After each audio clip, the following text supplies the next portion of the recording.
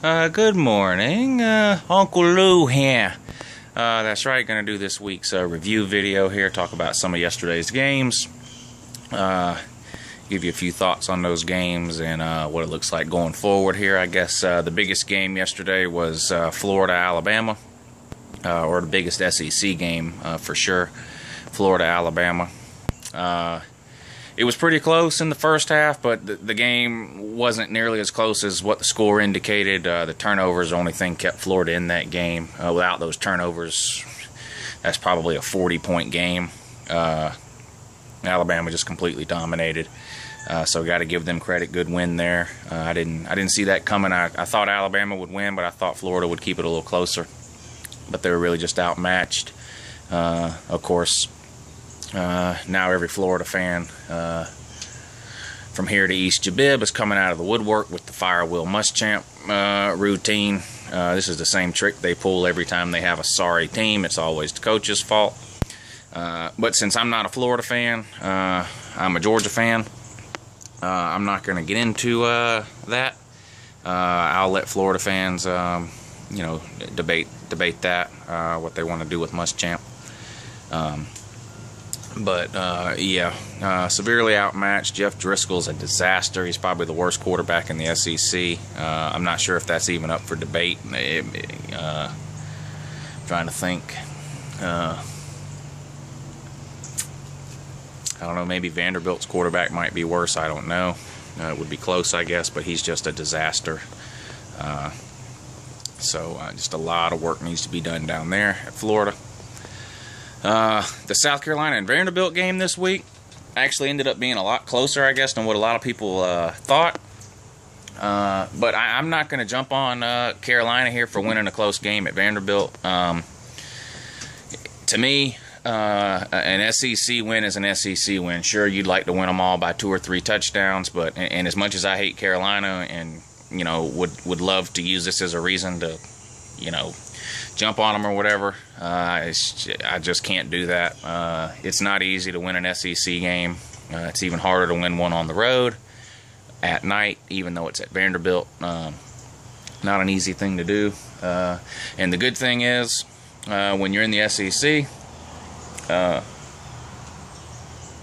sorry about that. When you're in the SEC, how much you win by doesn't really matter at the end of the day. If you win the SEC, it doesn't matter whether you won every game by 1 point or every game by 40 points. If you win the SEC, you're in the playoff, period.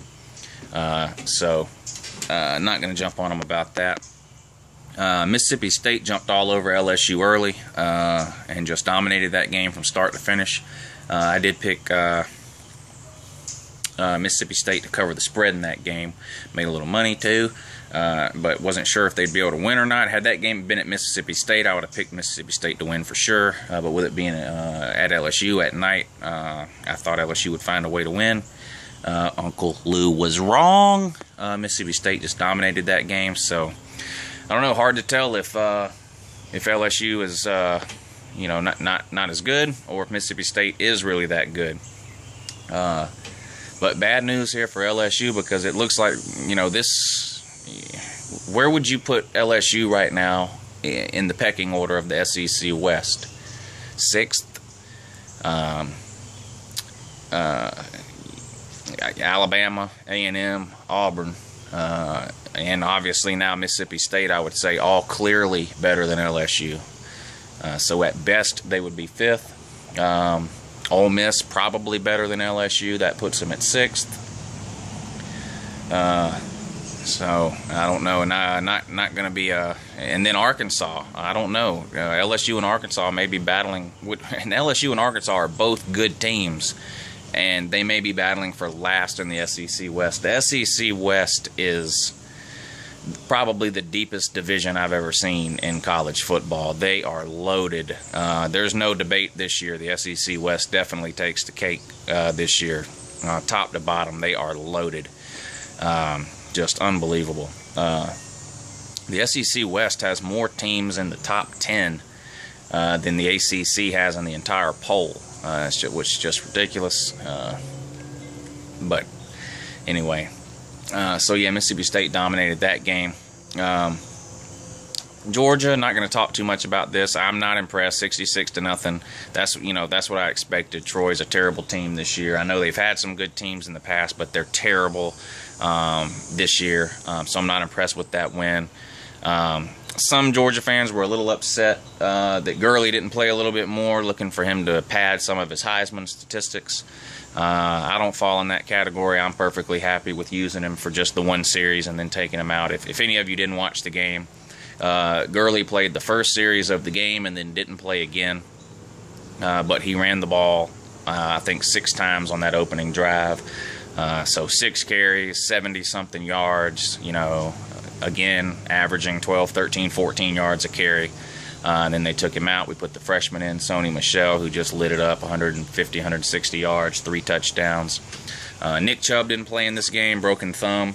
Had this been an SEC game or any game of importance, he would have played. It's a minor injury. But they decided to go ahead and let him rest, which was good. So yeah, 66-0 doesn't tell me anything about Georgia. This is what I expected. I guess that's about it. Auburn played on Thursday. That kind of surprised me. I thought Auburn would beat Kansas State a little more easily than they did. I know that's not an easy place to play there in Manhattan at Kansas State. And another thing you have to consider too, these other conference, when they get a shot to play an SEC team, that's their Super Bowl. That's the biggest game on their schedule. So for Auburn, this game didn't matter. Period. Auburn could have went out and lost this game. Wouldn't have mattered. Georgia could have lost to Clemson. That wouldn't have mattered. LSU could have lost to Wisconsin. That wouldn't have mattered.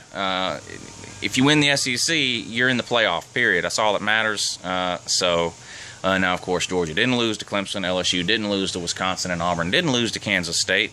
So the gap is widening here from the SEC to the other conferences. I just read this earlier on breakingnews.com, but the SEC is way better than any other conference. It's not even close. Some non-SEC games. Again, with another team I hate here, but Georgia Tech.